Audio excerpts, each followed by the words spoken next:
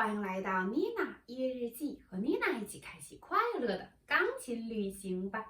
今天这期视频，妮娜想回复评论区下方朋友们的留言。有位朋友问如何能更好的提高自己的视奏能力，那么妮娜有3个步骤可以让你快速的提高你的视奏能力。首先，第一部分，拿到乐谱之后，我们尽可能的去完成先唱这样的一个过程。那么在唱的过程当中，一定要注意每一个乐句之间要完整的给它表现出来，这样可以避免您在下面说的时候总是一个音一个音去看，把它们连贯的用一句话的方式给它完成了。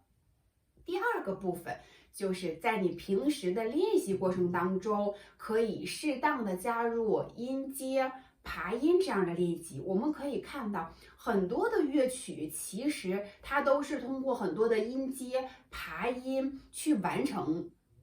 那个整个的演奏的。所以说，平时手指灵活性的增加是很主要的。这样呢，可以方便我们在视奏的时候手指的灵活程度。第3个我们需要做的就是在你演奏其他乐谱的同时，你一定要把指法作为你首要的任务。乐谱上标记出来的指法，你一定要严格的按照乐谱的指法去演奏。如果哪一部分是你不舒服的，哪一部分是你没办法完成的，一定要把这一部分可以作为你自己的技术难点去把它练熟练。这样的话，每一个手指的灵活性你都可以完成的很好。在你自己做视奏的同时的时候，那么也是要先把指法给它很好的排列起来，这样你在做视奏练习的时候就不会一个音一个音、